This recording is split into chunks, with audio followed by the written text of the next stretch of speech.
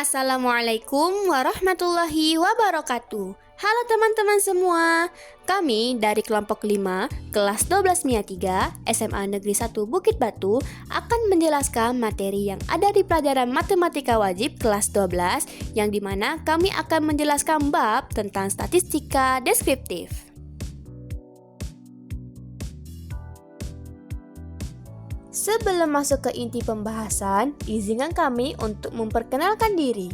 Perkenalkan, nama saya Naila Alifa Rahmadini.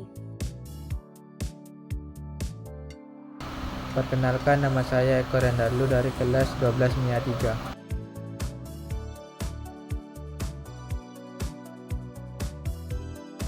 Perkenalkan, nama saya Muhammad Fadilah dari kelompok 5 12 MIA 3. Assalamualaikum warahmatullahi wabarakatuh. Halo semuanya. Perkenalkan, nama saya Rizky Hamidah dari kelas 12 MIA 3. Pada video kali ini saya akan menjelaskan materi tentang statistika. Kami akhiri sesi perkenalan kami. Langsung saja kita ke inti pembahasan. Bagi kalian yang menonton video ini, silakan catat ataupun mendengarkan materi ini dan bisa memahami konsep statistika yang kami jelaskan. Langsung saja ke inti pembahasan. Pengetahuan dasar seputar statistika deskriptif. Statistika deskriptif. Statistika adalah ilmu yang mempelajari semua hal tentang data, mulai pengumpulan, penyajian, analisis, sampai terbentuk suatu kesimpulan. Statistika merupakan ilmu yang harus dikuasai karena everything needs statistic. Contohnya, menghitung rata-rata nilai ujian, menentukan banyaknya siswa yang suka membolos, menghitung tingkat kepatuhan siswa pada peraturan sekolah, dan lainnya. Di pembelajaran ini, statistika yang kita pahami ada di bagian deskriptifnya. Statistika deskriptif adalah metode untuk mengorganisasikan, meringkas, dan menyajikan suatu informasi. Contoh statistika deskriptif adalah data yang disajikan dalam bentuk histogram, diagram, dan lingkaran. Barulah kemudian dicari rata-rata, simpangan baku, median, modus, dan sebagainya.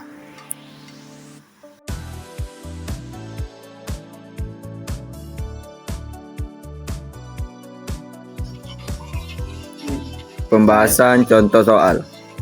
Berikut adalah data berat badan siswa dan siswi kelas 12 MIA 3 SMA Negeri 1 Bukit Batu.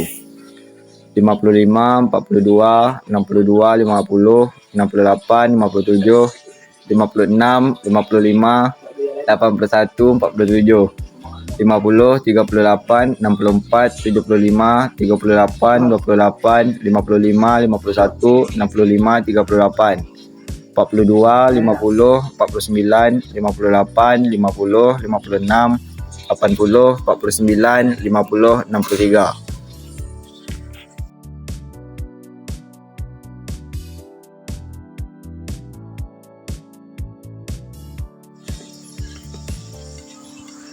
Membuat distribusi frekuensi dan melengkapi dengan distribusi frekuensi relatif serta kumulatif. 1. Mengurutkan data dari data terkecil ke data terbesar. 28, 34, 38, 38, 42, 42, 47, 49, 49, 50, 50, 50, 50, 50, 50, 51, 55, 55, 56, 56, 57, 58, 62, 63, 64, 65, 68, 75, 80, 81.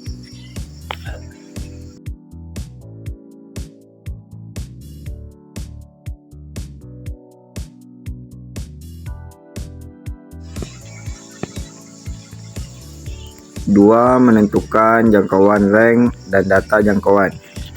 R sama dengan data terbesar kurang data terkecil. R sama dengan data terbesar kurang data terkecil. R sama dengan 81 kurang 28. R sama dengan 53. Di sini saya akan menjelaskan tentang menentukan banyak kelas. K sama dengan 1 tambah 3,322 log N. N adalah banyak data. K sama dengan 1 tambah 3,322 log N.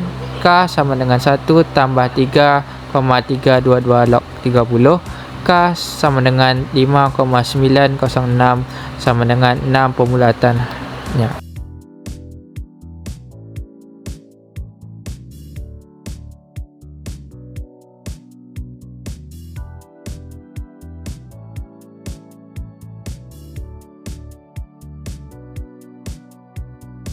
Di sini saya akan menentukan panjang interval kelas.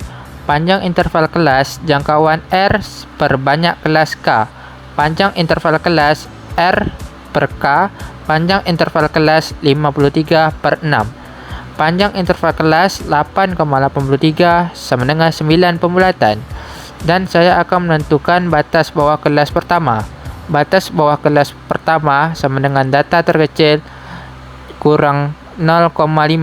Batas bawah kelas pertama sama dengan 28 kurang 0,5. Batas bawah kelas pertama sama dengan 27,5.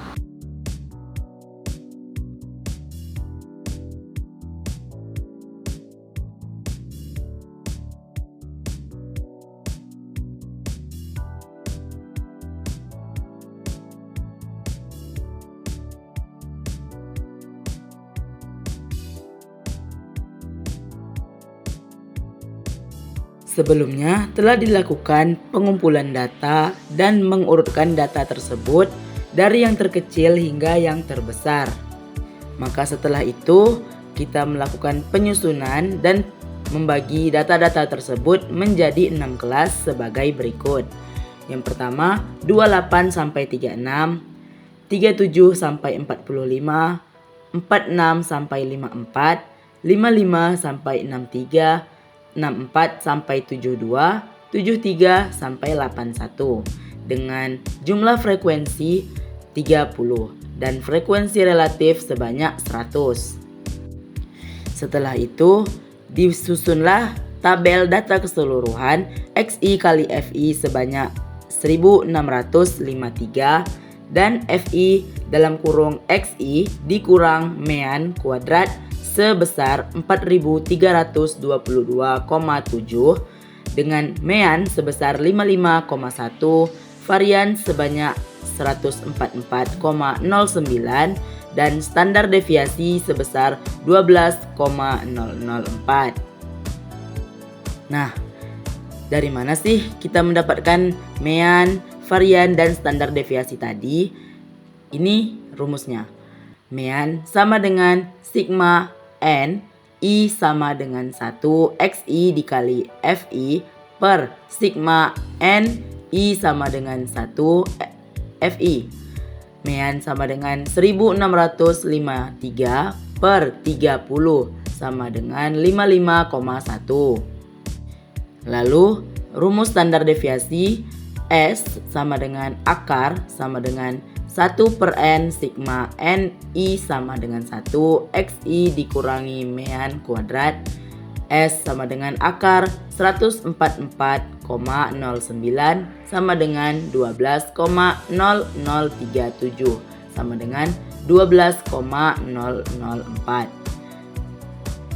Yang terakhir rumus varians S kuadrat sama dengan 1 per N sigma N I sama dengan 1 XI dikurang mean kuadrat X2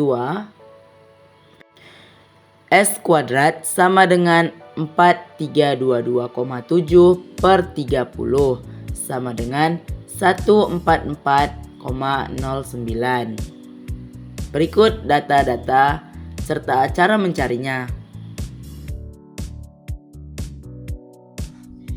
Setelah mendapatkan data-data tadi, barulah kita dapat membuat kurva histogram, poligon, dan ogive dari distribusi frekuensi. Yang pertama yang dapat saya paparkan adalah histogram. Data yang diperlukan untuk membuat histogram itu adalah berat badan dan frekuensi. Seperti yang bisa dilihat, berat badan di angka 27,5 sampai 36,5 itu frekuensinya 2. 36,5 sampai 45,5 itu frekuensinya 4. 45,5 sampai 54,5 frekuensinya 9. 54,5 sampai 63,5 frekuensinya 8. 63,5 sampai 72,5 frekuensinya 4. 72,5 sampai 81,5 frekuensinya 3. Barulah kita dapat menginput data ini dan terbentuklah histogram.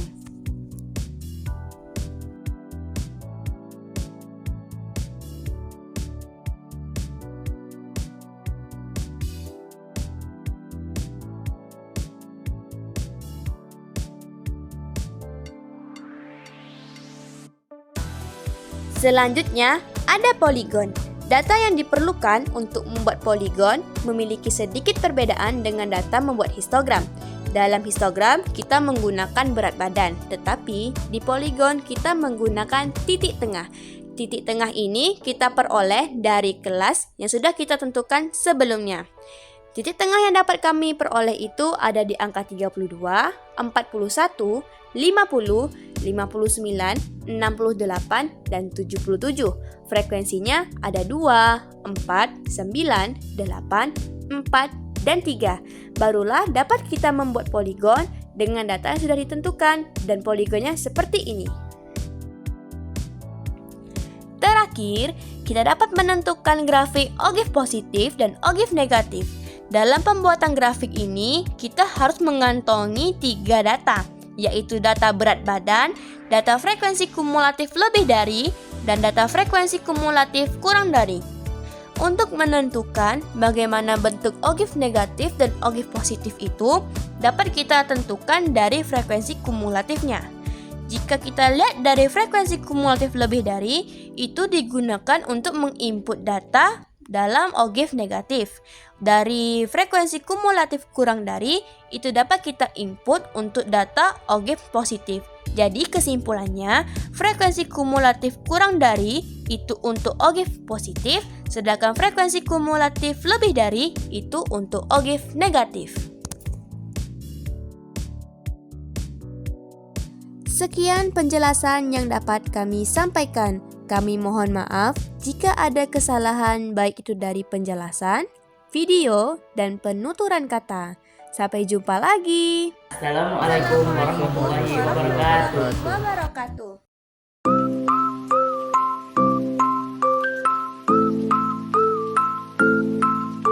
Thanks for watching.